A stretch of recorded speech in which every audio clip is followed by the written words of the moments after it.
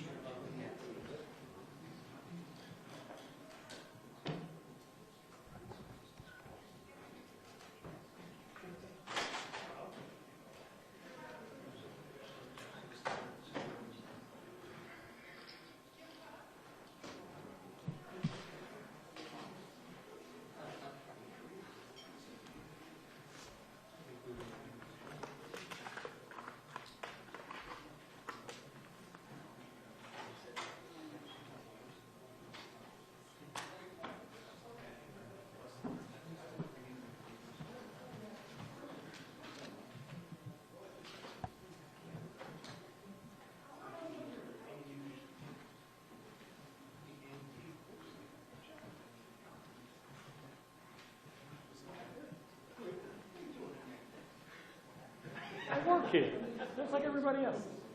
Hey,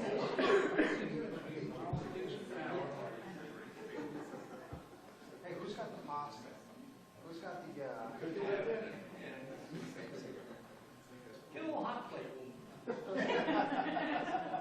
knew that it would cause a lot of time. I know. Fixing the AG.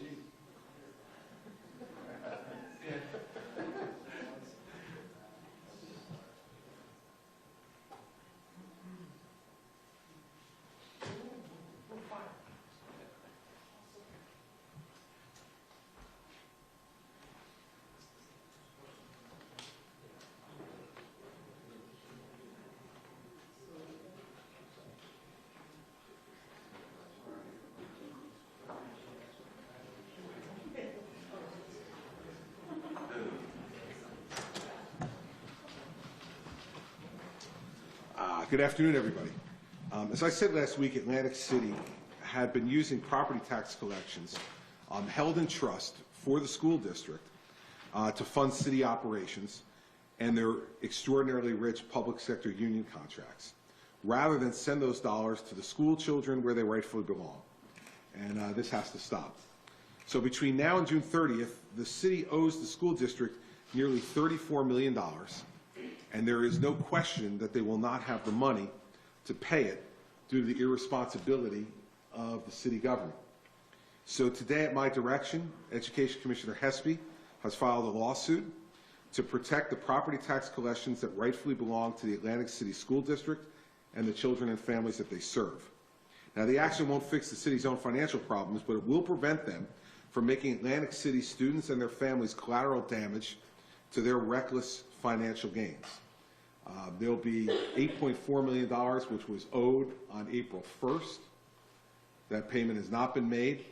The Atlantic City government has about $10 million in cash left.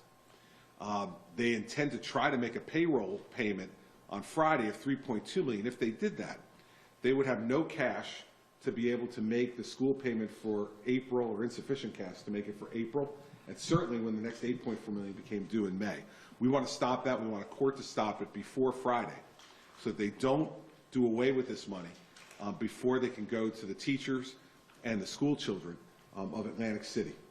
And so we filed that suit. The Education Commissioner has done it. We're asking the court to hear it as quickly as possible and to prevent Atlantic City from being even more irresponsible, if it's possible, than they've been already.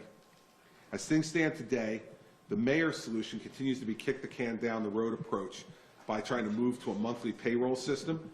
This will buy about a month before the city plunges back into negative cash flow.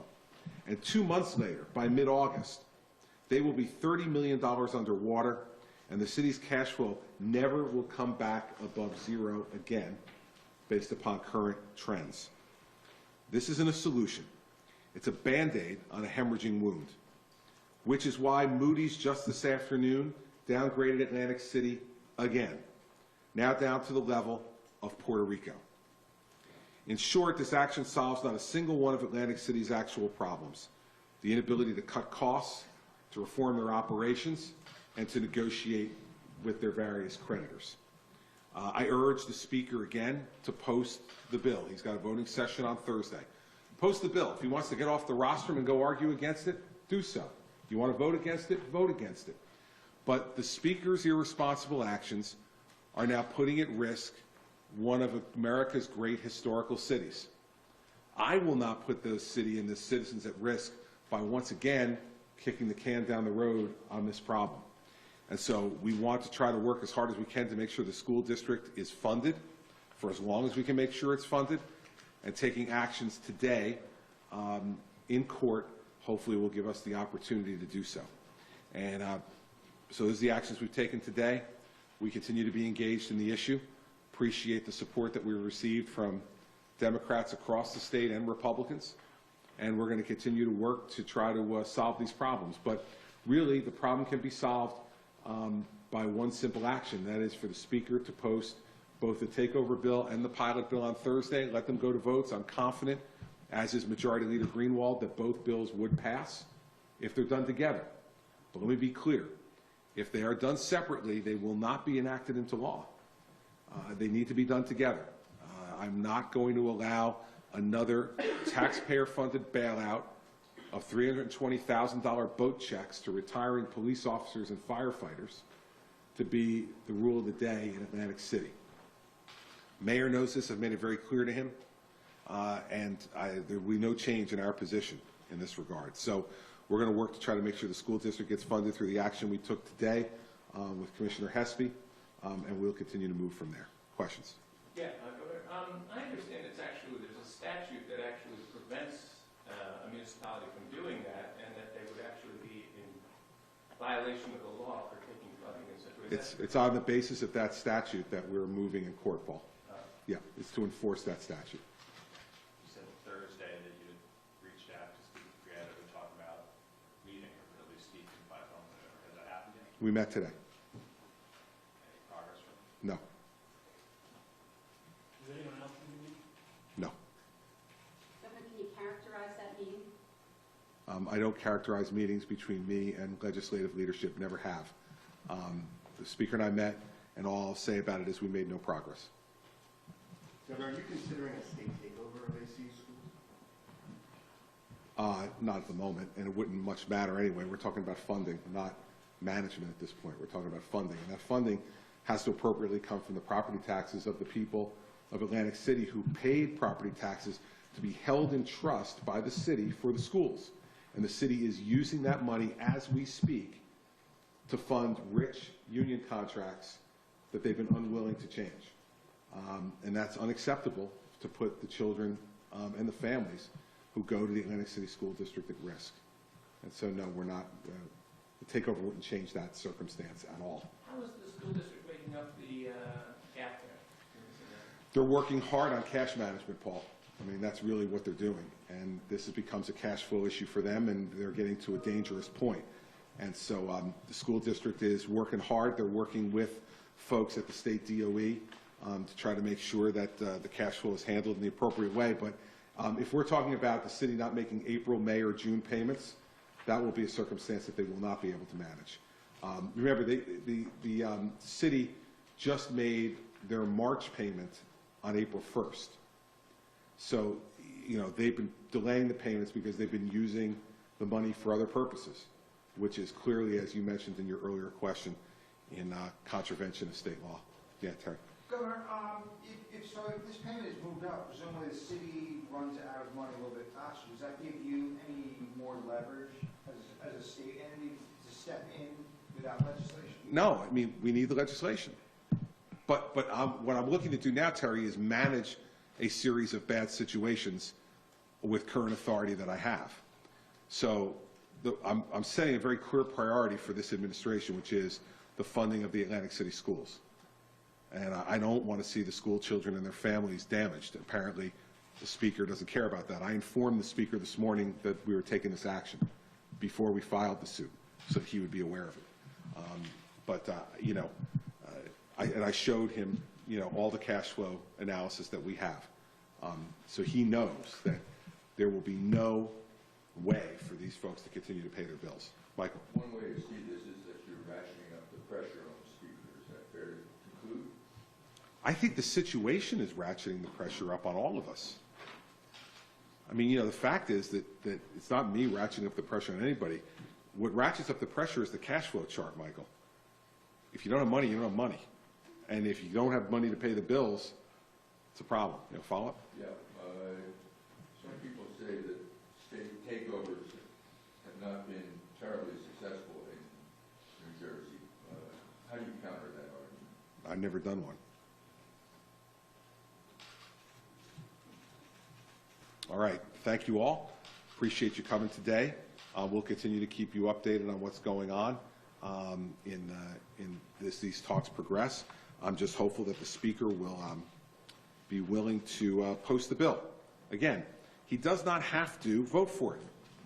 The Speaker believes, like Richard Trumka and like Charlie Wilcanic, that there's nothing more important than public sector union members getting fat payouts when they retire. I mean, it's amazing to me. I haven't found a public sector worker yet who ever gets sick.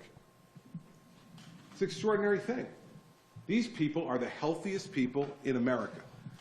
Everybody should have a public sector job as part of a union, because if you do, you never get sick.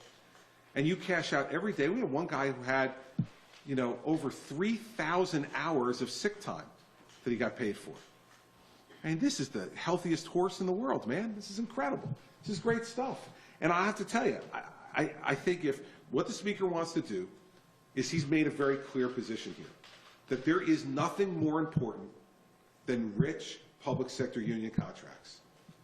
Not Atlantic City school children, not the rightful debts that are owed to bondholders who have helped to finance this largesse on the part of the Atlantic City government, not the casinos who have been overtaxed over the years, and a court has made a judgment that they're owed over $200 million from the city, that the city took by force from them with the right to tax illegally. None of that stuff matters more than a lifeguard getting a pension. Nothing else matters more than a deputy police chief getting a $320,000 payout on their way out the door. By the way, after they've been making $198,000 a year. The Speaker has put himself in line with the public sector unions. This administration is putting itself in line with the taxpayers of Atlantic City and the taxpayers of the state of New Jersey, who will not bail this out any longer. And we're just not going to do it. Now, if they want to test me, they can test me. But I'm going to stand with the people I've always stood with in this state, which are the people who pay the bills, not with the people with their hands out collecting the money. Fact is that I'm for fair union contracts, and I've negotiated plenty of them since I've been governor. New Jersey Transit, one that we just negotiated, is a 1.7% increase net over the course of the contract. Fair to the taxpayers, fair to the employees of New Jersey Transit. And you've seen 2% or less contracts negotiated over and over again during my time in negotiating with the public sector labor unions. And we've negotiated with them. And we've come to agreements. Atlantic City has shown a complete inability to do that, and the Speaker wants the party to continue. Well, the party can continue, but not on the tab of the people of the state of New Jersey, not on the tab of the school children of Atlantic City, because now the city is taking their money and spending their money. And that's not what the taxpayers intended the money for. And I don't think anybody should be on the side of the unions against the school children. And in fact, when you look at this, the simple math tells you that even if we did nothing, they wouldn't have the money to make these payments in May or June for the school district. And remember, after they get their payment in May from property taxes, they don't get another nickel till September. So remember, August is the time we true up the property tax bills, and there's always a lag. You don't get paid on August 1st. Because remember, the first 2 quarters are estimated, because they get sent out the year before. So then you got to true them up and then recalculate the new tax bills for the next year. So most municipalities don't wind up getting that money till the end of August or the early part of September, because they give a grace period for doing the true up and then a grace period for the taxpayer to pay that. That means you're going to go from May 1st, when they will immediately run out of money within a couple of weeks, until near Labor Day, without a nickel flowing into the coffers of government Atlantic City. And that means not only the Atlantic City government, that means the school district as well. So if you don't pay them, they're not going to have any money, as Paul implied from his question, to float the rest of the way. How are we going to open up schools in September? Or keep them going into June? So these are serious things, and this is enough of the political gamesmanship. It's time to make sure that we protect one of America's historic cities. That's what I'm attempting to do. I don't want this responsibility. I didn't ask for the responsibility, but I will not accept the responsibility without having every tool at my disposal to do the job the right way, because of what Michael implies from his question. State takeovers before have not given the governor every tool that he or she would need to be able to make sure that it was successful. The takeover bill, passed in a bipartisan fashion in the Senate, gives the governor every tool they need to get this job done the right way. That's the way we want it done. I have no interest in failing at this. I have no interest in becoming another in a line of governors who engaged in a state takeover and it didn't succeed. And that's why I've asked for the authority, and why the Senate, both Republicans and Democrats, have agreed. Doing half measures will just lead to failure. And we cannot fail the people of Atlantic City, the school children of Atlantic City, or the taxpayers in New Jersey anymore on this issue. So that's where we intend to go. We'll keep going, guys. Thank you all very much.